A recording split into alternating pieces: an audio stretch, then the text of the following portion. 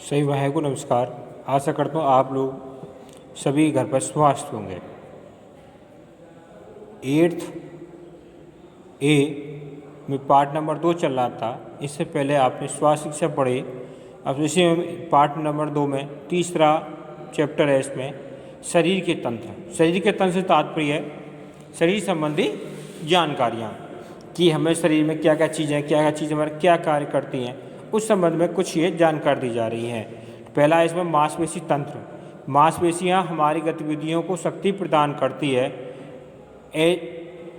स्थितियों की सहायता से ये अनेक प्रकार के व्यायाम करने में सहायक होती है। ये अस्थियों से जुड़ियाँ होती हैं, शरीर को सुंदर आकार देती हैं और अस्थियों के साथ हमारे शरीर के सूक्ष्म अंगों की रक्षा करती हैं।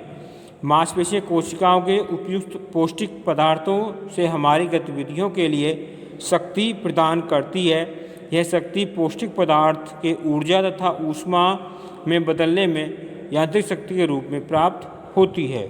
मांसपेशियाँ हमारे शरीर के भार का लगभग 45 हिस्सा होता है। यह मांसपेशियाँ 3 प्रकार की होती हैं। इसे कह सकते हैं कि जो मांसपेशियाँ होती हैं वो हमारे शरीर की रक्षा करती हैं। आप देखते हैं कि हम कपड़े पहनते हैं, क्यों?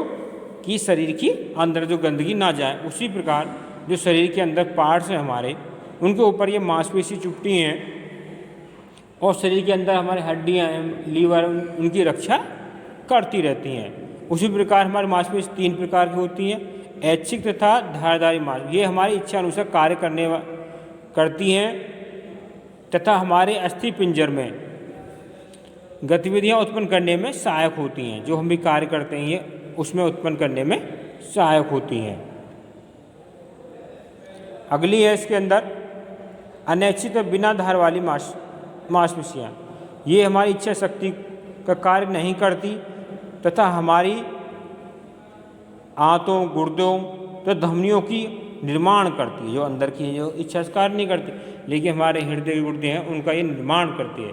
जैसे कह सकते हैं हम किसी को हाथ चला रहे हैं तो हमारी इच्छा से अनुसार कार्य करती हैं, लेकिन हमारी पलक है, शरीर के अंदर अनेक ऐसे पिंजर हैं जो हमारी इच्छा हो ना हो जब भी कार्य करते रहते हैं। नंबर 3 है इसके अंदर हृदय की मांसपेशियाँ। ये मांसपेशियाँ धारीदार होती हैं परंतु फिर भी हमारी इच्छा शक्ति से कार्य नहीं करती, क्योंकि हृदय है हमारा, इच्छा हो ना हो लेकिन धड़कता रहता है। अगर धड़कना बंद कर देगा तो व्यक्तियों की मृत्यु हो जाती है, इसलिए ये अपना करता है। अगला आता है इसके अंदर मांसपेशियों की बनावट।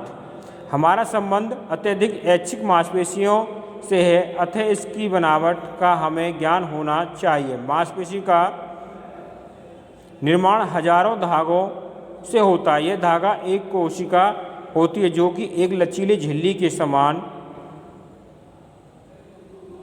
दिखाई देती है। यह मांसपेशी कोशिकाओं एक कोशिका छिद्र केंद्र तरल पदार्थ तथा लंबे धागे होते हैं। धागे आपस में एक दूसरे से संयोजक ऊतक के कारण जुड़े रहते हैं, परंतु झिल्ली के कारण एक दूसरे के पृथक पृथक भी होते हैं। अगला आता है इसमें रक्त प्रवाह संस्थान। रक्त प्रवाह संस्थान की मुख्य भूमिका हृदय की ओर होती है, जो कि एक शक्ति पंप की तरह कार्य करती है तथा कार्य को विभिन्न भागों में पहुंचाना है। रक्त स्थान कार्य वाहन नलिका, धमनियाँ, कोशिकाएं, शिराएं। धमनियाँ हृदय से रक्त ले जाती हैं। धमनियों के विभाजन तथा पुण्य विभाजन में से कोशिकाएं बनती हैं। हमारे शरीर में प्रयोग में आने के पश्चात अशुद्ध हो जाता है, जिसे शिराओं में भेज दिया जाता है। शिराएं अशुद्ध रक्त को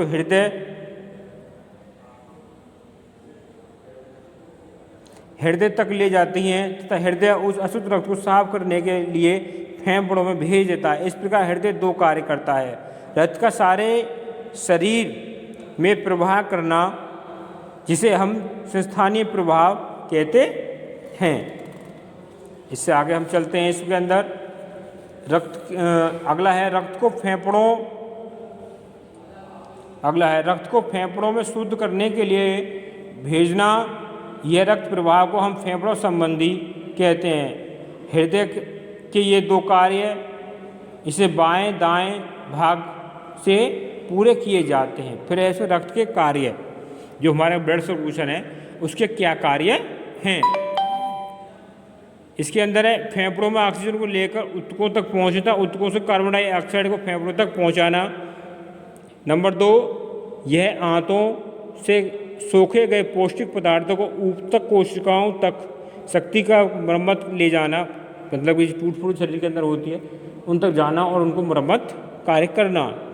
यह कोशिकाओं की गतिविधियों से उत्पन्न होने वाले ऊतक पदार्थों गुर्दों तथा आंतों तक बाहर निकालने हेतु ले जाते हैं। ये श्वेत रक्त कणिकाओं को जीवाणुनाशक शक्ति के कारण शरीर की सुरक्षा का साधन बनाते हैं।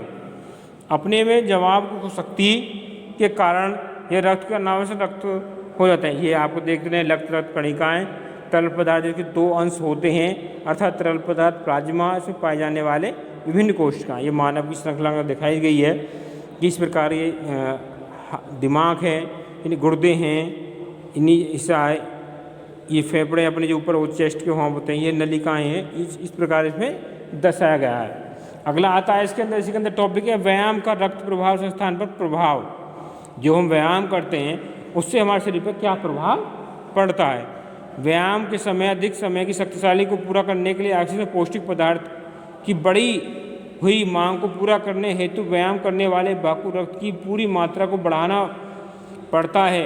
शरीर इस मांग को 2 प्रकार से पूरा करने में व्यक्त प्रयत्न करता है। जैसे हम कोई भी व्यायाम करते हैं, शारीरिक करते हैं या कठिन का परिश्रम करते हैं, तो उस स्थान पर ब्लड की ज़्यादा सर्कुलेशन की आवश्यकता पड़ती है, तो ये जगह को व्यायाम रक्त को पहुंचाता है। हृदय गति अथवा नाड़ी की गति को बढ़ाकर जिससे रक्त की अधिक मात्रा प्रवाह के लिए भेजी जा सके। आप देखते हैं कोई कार दौड़ लगाइए तो अगर आप हार्ट बीट देखिए तो बहुत तेज हो जाती है अपनी। दूसरा है ऐसे स्थानों में जहाँ रक्त की आवश्यकता कम हो अथवा टाली जा सके, अर्थात मांसपेशियों की उन्हें ऑक्सीजन की आवश्यकता होती है, भेजना। तो ये क्रियाकलाप करते हैं जिससे अपना शरीर सही प्रकार से कार्य करता रहता। अगला आता है श्वसन तंत्र। यह शब्द है प्रत्येक जीवधारी वातावरण में ऑक्सीजन लेते हैं तथा कार्बन डाइऑक्साइड छोड़ते हैं। यह सारी प्रक्रिया श्वसन के अंतर्गत आती है। श्वसन का मुख्य अंग फेफड़े होते हैं। फेफड़ों को किसी भी प्रकार की कमी का प्रभाव हृदय पर पड़ता है। श्वसन तंत्र के माध्यम से उत्तेजन तंत्र को सहयोग मिलता है जो कि शरीर के अम्ल आधार संतुलन को नियंत्रित करता है। सामान्यतः फेफड़ों में वायु का प्रवेश करना तथा बाहर निकालना, वायु व रक्त के मध्य गैसों का परिवर्तन, रक्त में गैसों का आना जाना ही श्वसन होता है। भेद। श्वसन साधारणतः 2 प्रकार के होते हैं। आंतरिक श्वसन जो कि रक्त एवं कोशिकाओं के मध्य गैसों की अदला बदली करना। बाह्य श्वसन रक्त के फेफड़ों के माध्यम गैसों की अदला बदली की क्रिया करता है। श्वसन तंत्र के कार्य। श्वसन तंत्र के निम्न प्रकार के कार्य। नंबर श्वसन तंत्र ध्वनि उत्पन्न करती है। वायु व रक्त में के मध्य ऑक्सीजन व कार्बन ऑक्साइड का परिवर्तन करता है। अनेक सूक्ष्म जीवधारियों से बचाव करता है। अगला है श्वसन तंत्र के अंग।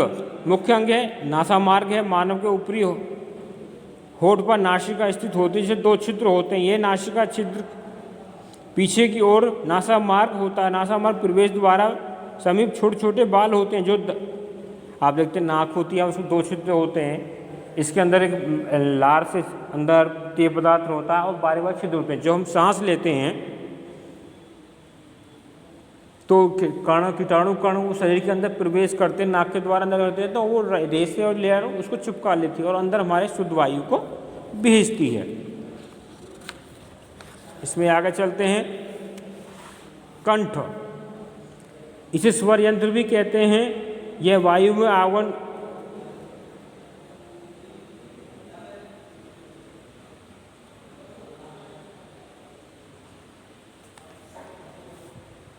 कंठ हो गया बोलने वाला जो हमारा क्रिया होता है, हाँ, जिससे हम बात करते हैं वो कंठ के तरह आता है। तीसरा है ना श्वासनाल। श्वासनाल एक नलिका होती है जिसकी लंबाई 12 सेंटीमीटर होती है। इसका व्यास 2.5 सेंटीमीटर होता है।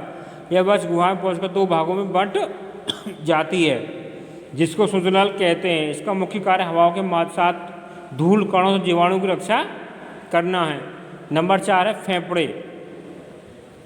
श्वसन तंत्र का एक मुख्य अंग फेफड़े होते हैं। ये हृदय में गुलाबी रंग के कोमल ठोस में लचीले होते हैं। फेफड़े दोहरी झिल्ली से बनी होते हैं। अगला है निश्वसन श्वसन क्रिया पर व्यायाम का प्रभाव, कि जो व्यायाम श्वसन क्रिया है उसका व्यायाम पर क्या प्रभाव पड़ता है। व्यायाम का शारीरिक स्वास्थ्य के लिए अत्यंत महत्व है। व्यायाम शरीर सुदृढ़ व मजबूत बनाता है। व्यायाम मात्र उछल कूद करना, दंड बैठक लगाना या पीठी सिद्ध करना ही अपितु हम जो दिन भर शारीरिक परिश्रम करते हैं यह भी व्यायाम ही होता है।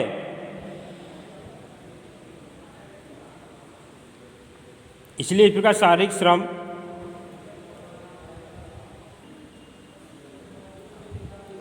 व्यायाम श्वसन क्रिया की गति तीव्र हो जाने के कारण गहरे श्वास आती हैं। हमारे शरीर में प्राणवायु अधिक मात्रा में प्रवेश होते हैं, जिससे शरीर में विभिन्न तंतु स्वस्थ बनते हैं तथा कार्बन के अधिक मात्रा में जलने के कारण ऑक्साइड गैस शरीर में बाहर निकलती है और शरीर में समस्त पेशियों में क्रियाशील हो जाती है।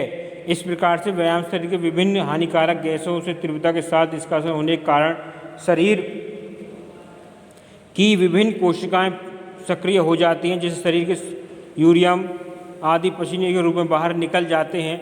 तत्वों कारण चुस्त फुस्त और रहता है। सभी भाइयों को नमस्कार।